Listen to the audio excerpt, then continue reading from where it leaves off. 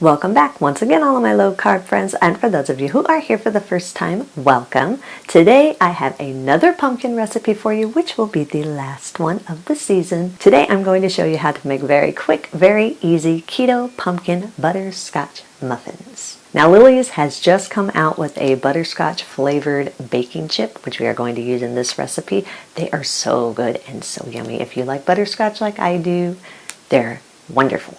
So if you want a printable version of this recipe, you can check out my website at janetsdeliciouslowcarbkitchen.com. You can find a printable version of this recipe and other goodies there for you.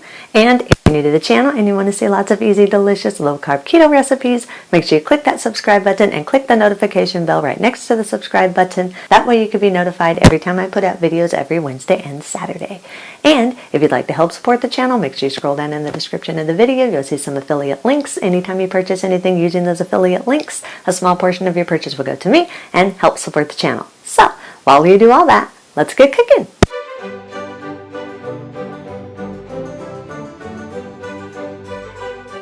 Preheat your oven to 350 degrees. Spray our line 15 muffin cups. The silicone ones work best with coconut flour. In a large mixing bowl, combine 87 grams or about 3/4 cup of coconut flour, 93 grams or about a half cup of brown or granulated sweetener of your choice. I'm using Golden Monk fruit sweetener. You can use whatever sweetener you want. You can also use more or less according to how sweet you want your muffins. Add 13 grams or about 1 tablespoon of baking powder, 1/4 teaspoon of salt, a 1/4 teaspoon of xanthan gum, 4 grams or about 2 teaspoons of ground cinnamon, and a half teaspoon of ground nutmeg. You can change or adjust the spices according to your taste. Sift or whisk these together until they're fully combined and there are no lumps in the dry ingredients. Add 3 large room temperature eggs. Make sure they are room temperature so they mix in more smooth. And 1/4 cup of warm water. Make sure it is warm, not hot. You just want it to be a little bit above room temperature. This just helps keep the dough/batter, this ends up being in between a dough and a batter. It helps to keep it soft so you have a more fluffy muffin. Stir these all together until they're fully combined and all the dry ingredients have been moistened. Now, if you don't have xanthan gum or you don't want to use xanthan gum, then you can substitute it out for finely ground flaxseed meal or psyllium husk powder. Or you can also omit the xanthan gum and the water and just add an extra egg. But any substitutes may affect the texture and the taste a little bit. So just keep that in mind if you do decide to substitute out the xanthan gum. Once that's combined, add a half cup of butter that's been melted and cooled. Make sure it is cooled. It can be a little bit warm. You just don't want to pour hot butter in there. And 60 grams or about a 1/4 cup of room temperature plain yogurt or sour cream. Again, make sure this is room temperature so you have a soft, fluffy muffin. Stir these all together until they're fully combined. Add 9 ounces or around 1 cup of pumpkin puree, not pumpkin pie mix, just pure pumpkin puree. And if you want to, you can add up to 1 tablespoon of vanilla or maple extract. This is optional. This is just if you want a little hint of vanilla or maple in your muffins. Stir the pumpkin in until everything is fully combined and you have a very moist, slightly thick batter/dough, whatever you want to call it. It's not quite thick enough to be dough, but it's too thick to be called batter, so it's somewhere in between there. Once everything is stirred together, scrape down the sides of your bowl and push everything to the center of the bowl. Then let the mixture sit uncovered at room temperature for about 3 minutes. This just helps the coconut flour and the xanthan gum to absorb a little bit of the extra moisture, and it helps the binding agents to start doing their magic of binding all the ingredients together. Once the mixture has set for about 3 minutes, get your hands in there and kind of push the dough or batter, whatever you want to call it.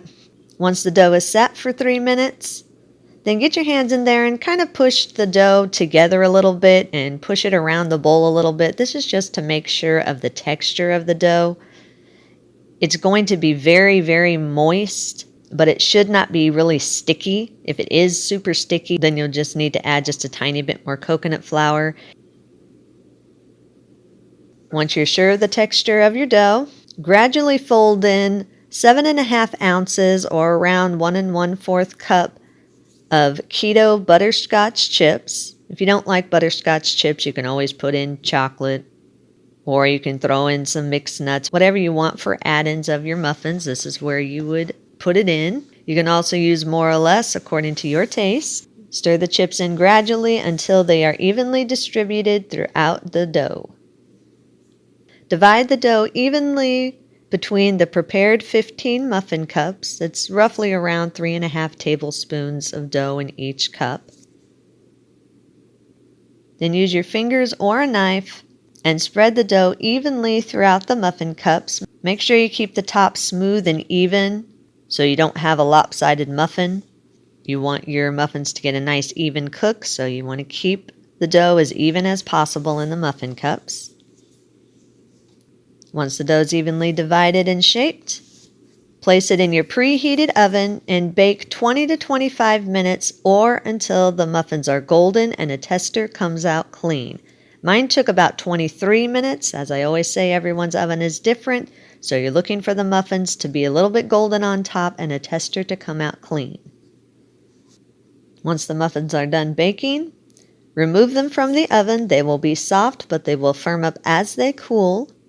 Allow them to cool in the pan for about 20 to 30 minutes or until they're firm enough to remove from the muffin cups. Now, if you want to, after the muffins have been sitting for just about 5 minutes, you can sprinkle each muffin with a little bit of extra butterscotch chips and just let them melt a little bit on there, just for a little bit more of a butterscotch flavor. You can also do this before you bake it if you want to. Once you have the dough divided between the muffin cups, you can sprinkle a little bit more butterscotch chips over it before you bake it, or like I said, you can do it now. After the 20-30 minutes and the muffins are firm enough to remove them from the muffin cup molds and transfer them to a wire rack and allow them to cool completely before eating. You technically can eat these when they're slightly warm, but if you are using liners, you do want to wait for your muffins to cool completely before you remove them out of the liner, because the way that the muffin liner shapes around the muffins, it kind of molds into the muffin, and if you try to take that off while your muffin is still warm, it'll most likely tear your muffin apart. That's why I always say silicone molds are the best for coconut flour. Once they have cooled, you can eat them immediately. If you do have any leftovers, store them at room temperature in an airtight container for up to 1 week. Eat and enjoy.